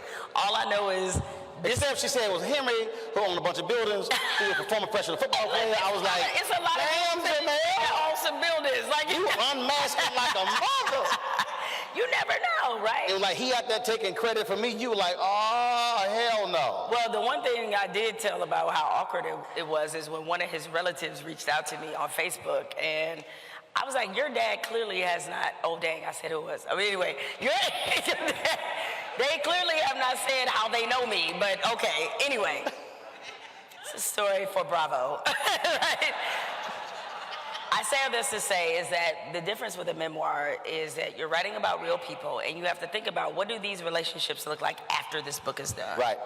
And so the one I was most, or the two I was most sensitive to were my mother, obviously, and to my husband, right? And because I certainly wanted to make sure that there was nothing in there that he didn't know, nothing in there that he was surprised by. Because certainly you could tell about your past and stories, but you may not go into the same detail that you would in a book. I pull a couple of punches. Well, or you just might not think about, do these details matter or not? You're just giving them the gist of it. So I wanted to be very cognizant of that part. But I also know, and thinking as someone who's a reader, thinking as somebody who's a journalist, and you know how much transparency is really the foundation of our profession, what would I look like considering the type of journalist I try to be, being inauthentic with the audience? So I was just gonna lay it all out there and let everybody make their own decisions and let the material do what it was supposed to do. What I wasn't gonna do is cheat people out of understanding the full scope of who I was. Because how many celebrity memoirs do you read, if you want to put me in that category, where you have the sense that they're not telling you everything? I didn't want people to leave with that when they read this book. Absolutely, absolutely. Which I think is important because you're right, authenticity, I mean, that's actually what makes, what the artist actually wants today, craves today, and unfortunately we have a lot of folks who don't actually do that.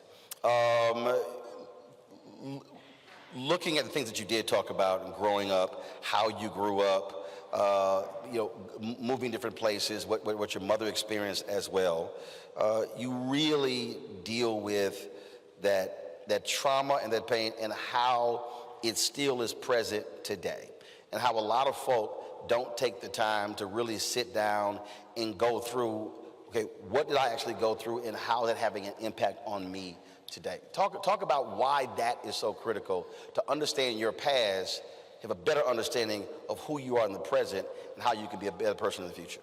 I mean, it's just like history, right? Is that the way you don't repeat it is if you actually know what happened and you understand why it happened. And a lot of us in this room are dealing with generational trauma. The only way it can be broken, I believe, is if you're very open about what that trauma is, about what's happened in your family or in your relationship, those dynamics. You have to be honest about what's going on. And once you are honest about it, you can actually address it. And we know, as in our community, what's one of the cardinal rules that we heard growing up, Roland? It was, what happens in this house stays in this house, right?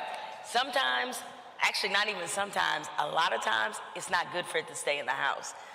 And considering the amount of sexual abuse trauma that my mother suffered, the issues my grandmother had and other people in my family I talk about, if they had just been able to surface this in a way that they could deal with it, it would have impacted generations in our family. They didn't do that.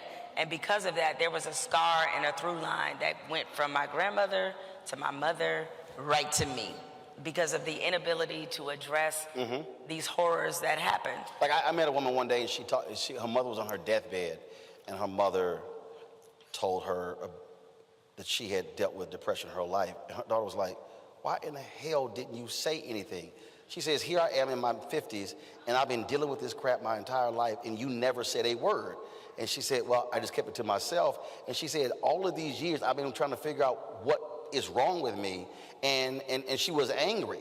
Just like we've had, look, that in a lot of our families, folks who have had illnesses don't say anything, and then it shows up later. In fact, I was Deion Sanders. Yeah. When he had his leg surgery. Correct. Deion almost checked out because of blood clots. It was when his mama said, oh, well, you know, your uncle and so-and-so. He was like, how in the hell all the people in the family got blood clots and nobody said anything? I know. He said, don't y'all remember the part where they say your family history? Your family history. When you go to the doctor and say, what's your family history? Correct. For many of us, we leave it empty. Oh, no, because a lot of times some of the older people that we know, our elders, they have been through such pain, they don't like to speak to it. And that's why one of the things I want you all to take away from reading this book is while your people are here, ask them about their lives, even if it makes them wildly uncomfortable. And as I was writing this, of the many thoughts that I had, one of them was that how much I really miss my grandmother. My grandmother was born in 1929. I don't think I ever asked her what it was like to grow up in segregation. I don't think I ever asked her about, she told me some stories about what it was like to grow up in Kentucky. And she went from Kentucky to West Virginia, and eventually the family moved to Detroit and settled in a city just outside of Detroit called Ecorse. But I never asked her about that pathway. A grandmother who, by the way, you're right, was brilliant. Brilliant. She was a G. She was a big mama. And so the thing is that it was so much I didn't know. I mean, her mother, whose middle name, whose first name I have as a middle name. This made me so curious going through this journey with writing this book that, of course, I went to Ancestry. I'm looking up documents. I did not know my great-grandmother was married at 15. I had no idea. And that made me understand why when my grandmother lost her mother when she was a teenager, some of the emotional trauma she was carrying because she was still grieving and she didn't know it. Or she knew it, but there was just no time for it. Look, resiliency, resolve, all those things are great qualities. I know when people say, especially about black women, you're a strong black woman, they mean it as a compliment. The thing is, it's also debilitating. Yep. There are some things we are just not meant to handle. Right. You know what I mean? It's just some things that we shouldn't have to absorb, but we're told this time and time again. We're lauded for our strength of getting through things. Sometimes we need to sit in things, actually heal from it. I say on my show a lot, I'm sick and tired of having, and I've had this conversation within the context of HBCUs, of our black organizations. I said, I'm tired of having surviving conversations. I said, I want to be having thriving conversations. And it's just like anytime you see these conversations where single mothers happens, and somebody brings it up, and then somebody invariably stands up. Now, wait a minute, my mama was a single mother, and blah, blah, blah, and then folks get defensive and like, well, no, I don't really mean that. And it happened to me once. I was like, no, we're going to stay right here. I said, first of all, ask your mama if she actually wanted to be a single mama. Exactly. I said, you can stand here and talk to me all how your mama was strong. I said, I ain't met, there are very few people who have made a proactive decision, I want to raise a child alone. This life. Right. I said, you can talk about how strong she was. I guarantee you, there's some times when she was in that damn room crying and in pain. I said, we got to stop sitting here letting that become the norm and deal with the reality of that ain't easy. Yeah, I'm glad you said that, Roland, because I do think that for black women especially, being resilient, fighting through, taking whatever punishment people decide to give us has become the norm. That we're not defined by what we achieve, we're defined by what we withstand. And there's a difference in that. And I just realized that, with all the resiliency the women in my family have had, there was so much pain there, and I wanted to be an active part in just stopping that. Like, we got to turn the page on this. We have to be different with how we handle these things. So that was, to go back to something you asked me a couple questions ago, that was a big driving force behind writing this. One of the things that I want to get into is the notion of fun. There are people out there who have this assumption that when you're a journalist and you're covering these major issues that you have to do this here. And I remember we were at, I guess this was NABJ, may have been in Miami. You and I were twerking on stage. Time out. This how rumors get started, Roland. We were dancing on stage. We were dancing. We were not twerking. You know why I know? Because I can't twerk. Well, no. I didn't say you were twerking well. I didn't say you were twerking well. I just said you were twerking. I mean, there are levels to twerking. There's bad twerking, good twerking, great twerking. I didn't want to sign one. I just said you were twerking. Listen, I'm literally Whitney Houston. I'm the black girl with no rhythm. That is me, okay?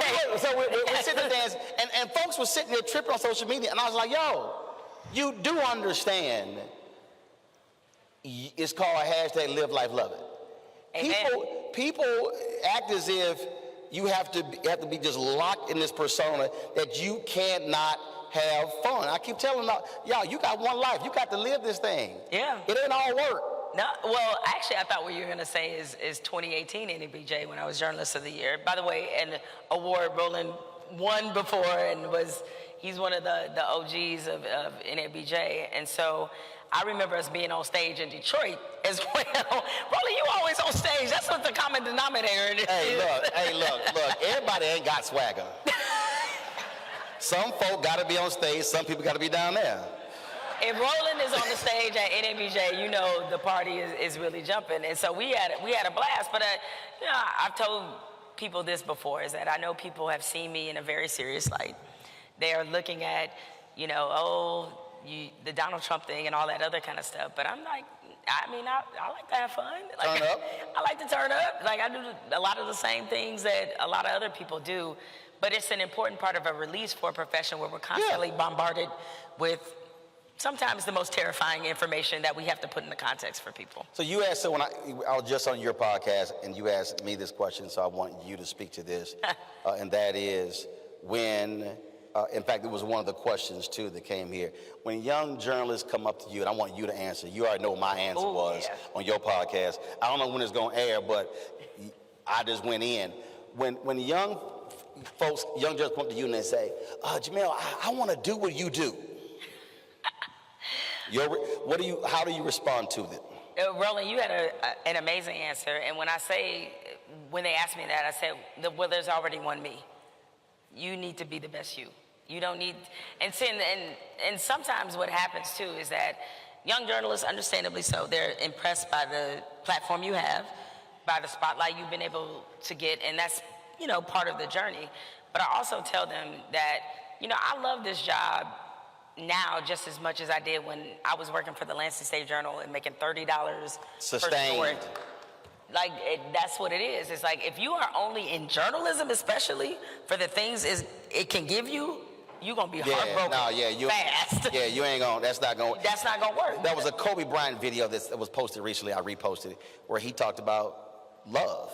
He said, it's the love of basketball. He said, when you love basketball, he said, that's the driving piece. And that's it. Say, you know, people come up to me and say, man, I see you, you packing gear? And I'm like, yeah, because we got to get the hell out of here. If I help pack, we can move out faster, but also I own it. Yeah. But the thing is, when you love your craft, you want that shot. You want that, like you want to write that lead a certain way. That's the love. It ain't the money or being recognized in airports. Roland, you know this as well as I do. When you were first getting into journalism, what did you hear about the salaries that journalists made? Oh, they said point blank, you're going to be making $12,000, $14,000. It was $19,000 when I graduated. When you graduated? In 97. All right, okay, you graduated in 97, it was $19,000. I graduated in 1991. Austin American Statesman offered me $20,100. I told them, no, y'all got to pay me at least $2 grand more. $2 grand? And I did. You fought for that $2 grand? And they were like, and in fact, the interesting thing is, so Knight Ridder, of course, one of the big changes, Vice President Bill Baker was a great guy. He said, I really think you're going to work for our paper in Brayton in Florida. And I was like, what's your circulation? And I knew the moment he said the circulation, that was right there about 14, 15. I said, say, Bill, that paper too small. And he was like, I'm sorry, we're too small. I said, yeah, Bill, my skill set, that's for somebody who ain't got my skills. No, because because that's going to lead to my next question, which is understanding your value. Correct. So. And when I got promoted 3 times in the first 18 months and went from 20,000 to 34,000, I said, Bill, I tried to tell you that was too damn small. But you know and he said, respect. You know what, Burl, I had a similar story that I discuss obviously in the book is so the News and Observer in Raleigh was my last internship. And I went there because they had this track record of hiring interns. And it was another writer on staff who was in sports. He was like, yeah, they kept me as an intern for 11 months. I was like, 11 months? I was like, oh, hell no. I was like, I am not about to be this 11-month intern. Because they can keep you at an intern salary, which I believe was $419 a week. And I was like, I can't do that. But you said you couldn't do it because you knew what your skill set was. Correct. And all the work you put in. Yes. It wasn't like you were just saying that and you were a scrub. No, and I wasn't gonna have the I'm just happy to be in the building mentality. Right. I said, okay, what will force their hand? So they extended my internship as I expected. And when they extended it, I said, cool, I know I'm gonna be here another 3 months. I'm going to find another job. So I started sending my clips out to everywhere else. The Savannah Morning News, they had an opening at their paper, and it was paying more than what I was making at that point. I went down there, I interviewed, really liked the people there. I was like, oh yeah, I could live here, because if I'm gonna go chase a job, I'm gonna chase one that if it all goes to hell in negotiation, I'm going to take the job. They sent in the offer. I came back to Raleigh and I said, hey, they offering me this. Y'all are still at this $21,000 a year range. And they were like, oh, they were totally shocked that I did that. And so then they came back. Then the Savannah Morning News came back. And next thing you know, much like you, I did all that. You were like, what you got? What you got? Oh, you got what this? you got? What and you much got? like that, I did all that for an additional $3,500 in my salary. Hey, but $3,500 is it came in handy. But the whole point was, it was about setting a tone. Right? To let them know that you just can't do me any kind of way. I know my value. I know my worth. I have a different kind of skill set. And I'm sure, I thank the dude that told me that he got 11 months. I was like, man, you changed my whole perspective with that. And the other thing that happened that was very critical in that time, speaking of negotiating power, but not just knowing your worth, you also have to know your development as well. As I mentioned to y'all, Sports Illustrated was my dream job. So after I got in the job and I'm a few months into this thing, Sports Illustrated comes calling, because there was a friend I'd established while I was on the road in terms of like covering women's basketball and stuff. She saw my clip packet, because what happens is when it's the NCAA tournament, all the PR people for the schools in the tournament, they put out a huge clip packet, because if you go to a tournament, it might be 2 or 3 teams there that you've never seen play. So they put out this enormous clip packet for journalists so they can read the stories that have been written about the team all season. Some of my stories were in there that were written about a team that was, really ascending. It was the North Carolina women's basketball team. She took that, she saw those clips, loved them, and sent them to an editor at Sports Illustrated, because she worked for Sports Illustrated, and she was covering women's college basketball. Sports Illustrated called me. They had an opening to be a writer-reporter in New York working for Sports Illustrated. Now, I know this job sounds very glamorous, but here were the details of this job is that essentially you fact-check the articles that are in Sports Illustrated. And if you are if you are motivated enough, if you are driven enough, and you pitch them stories and they decide to run it, and you can report on it, maybe that could happen. So I'm looking, I've been reading Sports Illustrated for years, and I know none of those writers came from the writer-reporter track, and I'm like, okay, well, I'll go to New York. I had never been to New York City. They put me up, it's great, and I get the job. They offer me the job at the end of the interview. And the interview, I think the job was paying $42,000 a year to live in New York City. So basically, I would have been sleeping on the subway. Unless I wanted a apartment with 12 roommates, right? I was like, what? That math ain't mathin'. But it was Sports Illustrated. This is my dream job. And, I thought about it. I would say, okay, let me think about it. Let me figure out what I want to do. And I'm like, let me get this straight. I'm writing basically every day at the News and Observer. I've already won the State Press Association Award for Best Sports Feature for a story I did on the Citadel's first female athlete. I am able to pretty much write what I want and whenever I want. And I have to go to Sports Illustrated. To get to Sports Illustrated, I have to fact check somebody else's stories that aren't mine. And maybe if I'm lucky, if the leprechaun is shining on me in the right way, I might get a byline in Sports Illustrated at some point. And I said, can't do it. Right. Cannot do it. And so I told So you weren't all focused on, but Sports Illustrated. No, because you mentioned about younger journalists, a lot of younger journalists, and I would just say young people in period, regardless of industry, you all think bigger is always better. Nope. If they're not going to develop you, if what you want to do there, if you look and see who does those same things, and none of them are in the position they're trying to bring you in on, maybe you need to rethink something else. Because at ESPN, for example, there was a lot of production assistants that were really unhappy because they wanted to be on air, go somewhere making $10,000 to be on air every day, because guess what? Nobody on air right now was a production assistant. They all came from somebody else. Hello. Right? They all came from someplace else. So like you're just setting yourself up to fail. So I was not going to be the person. up at Sports Illustrated, not writing, fact-checking, just to say I was at Sports Illustrated. So I turned him down and I told him that, and I'll never forget the editor in charge of these positions told me, he said, I actually think that was a good decision. He said, we can afford you now. I have a feeling we will not be able to afford you later. And you say you had to bounce. And I was like, nah. So I stayed in Raleigh, and then my next job at the Free Press, I got a $25,000 pay raise. It was everything. To live in Lansing, Michigan. You know what I'm saying? I was like, that cost of living was in there. You were balling. I was balling.